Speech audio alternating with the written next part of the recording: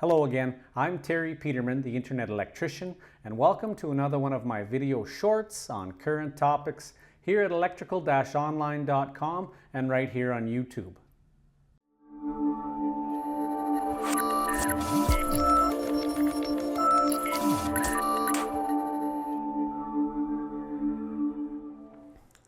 So in this video we're going to relocate a poorly placed outlet box by the use of a swag hook. However, in this circumstance, the fixture chain and the supply cord both aren't long enough to accomplish this. So we have to lengthen the chain and the supply cord to make this work. Now this becomes necessary when the electrician fails to put the outlet box in the proper location. And I can attest to the fact that this is no easy chore, especially when it comes to a dining room fixture that's supposed to hang directly into the center of the table. So when you're roughing in an outlet box like this, you have to take many things into consideration. And most of these factors are just educated guesses. You have to ask yourself, what size and shape is the table going to be? And will they place it, where will they place it in relation to the room? And will there be chairs all around it, or just maybe at the sides or the ends? I'd venture to guess that 9 times out of 10 you get it wrong. But in this particular case, they got it terribly wrong. And quite frankly, I don't see any valid excuse for it. As you can see, this location isn't even close to anything that could make sense. This is a park model home, and the factory produces many of this same model every year. I sincerely hope they all aren't located in this spot. This is right in the middle of the passageway from the kitchen to the living room. And even if I was of average height, I'd be hitting my head on this several times a day. There are other options to moving the outlet box, but because the power comes into this and then it goes on to other parts of the circuit, this would involve rewiring part of the circuit and then patching that hole, or making this a junction box with a decorative cover plate and then fishing a cable to a new outlet box location. Rewiring would be very difficult, if not impossible, with no attic space here. And patching a hole in a stippled ceiling never usually turns out well. You can just ask me about the time I slipped in an attic and put my leg through the dining room ceiling. So another option might be choosing a different light fixture that would look okay in this current location and yet be functional, like track lighting or something similar. But this is the best choice in this situation. The existing fixture is nice enough, so moving it over using the swag method was decided to be the best choice. This is about how far it needs to go over, and so as you can see, we need to add some chain as well as a supply cord. So here's the parts I'm going to need to accomplish this.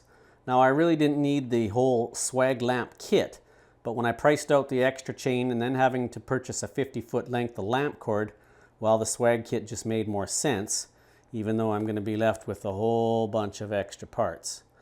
So let's open up this package and get started on the job. Okay, so now getting to the job at hand. The first thing we have to do is remove this canopy nut and drop this canopy down and see if we have any extra lamp cord tucked in the box, but as you can see we don't. So I've got the power off. I'm going to take apart these splices, then I'll bring down this chain and we'll have to rewire the fixture right into the base with the longer cord here. So first things first, I'm going to disconnect these wires and take this down. All I have to do is remove those 2 box screws that hold the bracket up there and disconnect the wires, which all I have here is a white wire and a red wire connecting to the hot on the lamp cord, and a ground wire grounding my fixture bracket. And then as you can see, or maybe can't see, I'll give you a close-up, we have a 3-wire coming up here. So the switched power is on the red wire here, and then there's also a constant hot black. And actually it looks like there's 3 wire in and about 2 or 3 2 wires out. So that's what I meant by a lot of the circuit carries on from here. Not such an easy thing to move the box because you've got wires going every which direction. So I'll do that, remove the bracket screws, disconnect the wires, and then we'll go to the next step. So here's a close-up of the junction box. Now I've got a 3-wire into this box, and that's coming from the switch box. I'd opened that up earlier, and we have power in, and then a 3-wire coming up to this junction box here for the light fixture. So They switch the red wire, that's this one. Then there's a black and a white, which are the power feeding the rest of the circuit. And then we've actually got two wires leaving this box to other parts of the circuit. So there's your constant hot splice right there in the blacks and the whites, and then the red switched wire and the ground. So that's how we'll be hooking things back up. So the next thing we need to do is determine where we're going to mount that swag hook that's going to accomplish centering that dining room fixture right over this little table we have here. So the table is centered right underneath the window. Now you see a variety of tools I've used there, measuring tape, even a laser level, and placing that little obstacle right in the center of the table. I was able to determine the location for the swag hook, and again, it's kind of like the guessing game that goes on when you're trying to center the outlet box in the first place. It's just a bunch of calculations. Every situation is different. I'm hoping I've got it right.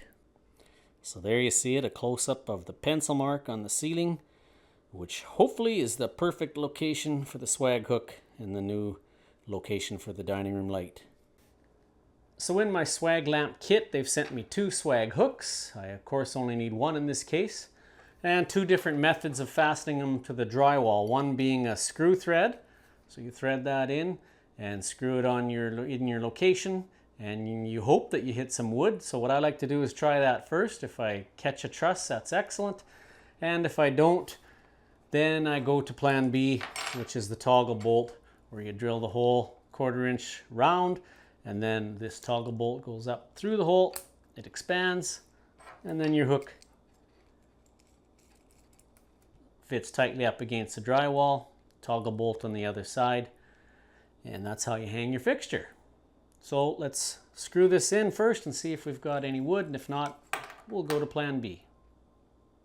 So using the wood screw attachment for the swag hook, screwing that in, and I can already tell we're just into the drywall. No wood behind there. You see it's a little too wiggly.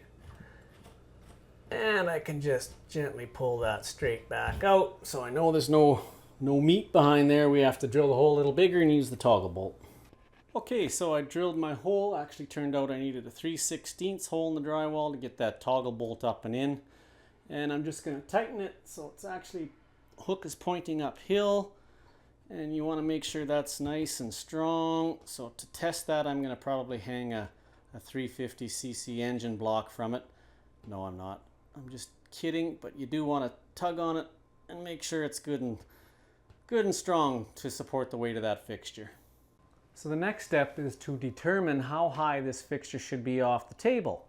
Now, you want it down to provide nice light over the dining room table, but you also don't want to hit your head on it when you're leaning in to set something on the table. So in consultation with the boss, my wife, we decided that this is about the right height, and as you can see, we've got it in the center of the window, which is where the center of the table is going to be as well. So now I've hung it there from the hook with the existing chain. We need to measure that distance, and then we need to measure a distance for a nice loop, and then adding in the amount of wire we need for the splices to be made, and we'll measure our chain and start putting our fixture together with the new length of chain and rewiring it all the way into this bottom piece of the fixture with the new lamp cord. So we'll show you how that's done. So now to get a overall picture of this fixture here, now I've got it hanging on about 8 inches of chain or so. So we're going to want about 8 inches of chain there. And then from the swag hook over to the junction box, you just want a nice little loop.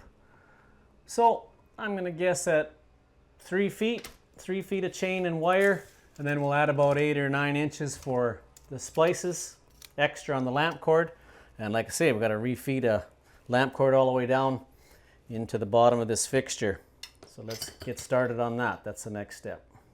So I've taken all the globes off and the bulbs out just so I don't break anything. And what we have to do is rewire it all the way. I've determined that I need about 48 inches of chain, and then whatever length of lamp cord that'll get me down through this whole fixture tube, and enough to splice inside the canopy box. So I'm thinking another 3 feet, 7 feet of cord, and 4 feet of the chain that I got to add to this. So to do that, you have to take off this bottom canopy here, and you can see each socket from all 3 of these arms of this fixture. come together in here and splice to that lamp cord. So I've got to take that apart, fish in my probably about 7 feet of lamp cord into here, weave that all through the 4 feet of chain, and then we can put it back together. So a significant amount of time has actually passed, because what I thought might not be too hard of a job proved to be most difficult, feeding the new length of lamp cord along with a fixture ground wire that I did not have included in the swag kit. So I had to go purchase that from a lighting store. So to fish the lamp cord and that single conductor ground up this little tube to the top of the fixture, not an easy job. So I shut the camera off so you didn't have to hear some of the things I said, but we got it done. So now I just have to splice the neutrals all together along with the neutral from the lamp cord, the ground of course, this bare ground, fixture ground, and the hots. So if you're wondering too, on a lamp cord, I get this question a lot. How do you know which conductor is which when they both look exactly the same? What they do is they call it the identified conductor is the neutral conductor. So they identify that lamp cord usually with a sharper ridge, something you can feel. On this side is the hot wire. It's smooth to the touch, but on the outside of the lamp cord on this side you can feel a ridge. That's your neutral. So that ridged part of the lamp cord will go to the white wires. The smoother side go to the black wires. So we're going to have 3 blacks and the supply, 3 whites and the supply, and the ground to ground. And then I'll show you how we feed that lamp cord along with that ground wire up through the fixture chain, and then we make our splices in the outlet box in the canopy. Alright, so here's my splices made.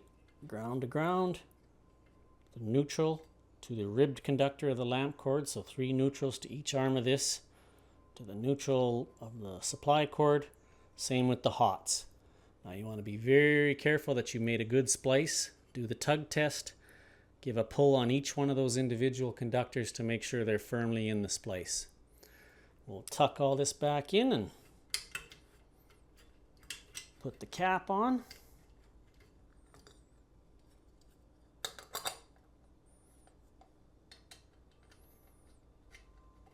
Oh, there's a bit of a lock washer here that I almost forgot.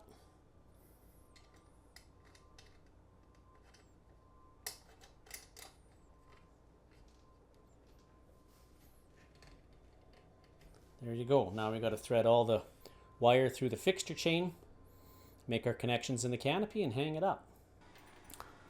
Alright, so I've got my fixture chain attached to the fixture. You'll notice every one of these links is split. So all you have to do is take a plier and just bend them apart a little bit, hook them together, and then bend the link back into the shape it was in. I've got my lamp cord together along with that 3rd fixture ground wire. And now you just want to weave your lamp cord with your ground in and out of these links. Try to get my hand out of the way there. In one, miss one, and come back through the other. So just carry that on all the way through up to the canopy, then we'll make our connections up there. Okay, so very important step here. Make sure that you feed your lamp cord and your external ground wire up through the tube here. Hook your final link of the chain onto the hook. Made by Splices. We have the ground wire for the fixture. We have a ground wire that's actually attached to the fixture mounting bar here. So that goes in along with the ground wire from our supply up in the outlet box. Neutral to neutral. Remember again that ribbed one with the lamp cord, the side that has a bit of a ridge on it, that goes to the neutral. There's the bigger splice there, the rest of the neutral conductors. Tuck that back up in the box. And then our red wire that's the switched wire here, that's tied on to the other supply of the lamp cord down to the fixture. So we'll tuck all this in, slide the canopy back up, make sure that you remember to feed that canopy, feed the chain and the wires through that canopy. So we'll slide that back up, put the nut on, make sure that was on the chain as well, and we'll give it a try.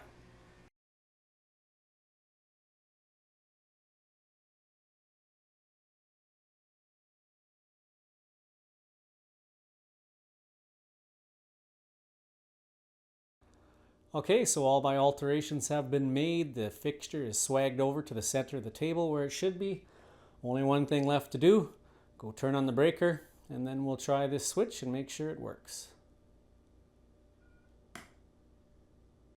So thanks for watching, and don't forget to like and subscribe to my channel here at YouTube. Also check out my website at electrical-online.com. There's much more information there, as well as our store where you can purchase the basics of household wiring. This is available in a DVD or as an instant download, and it's simply the best electrical educational program there is on the market. We also have my course available now at udemy.com. That's udemy.com. It's called Learn the Basics of Household Wiring. It's a fully comprehensive course that'll help you understand your home's electrical system and make you a more safe and competent weekend wiring warrior. Thanks again. I'm Terry Peterman, the Internet Electrician.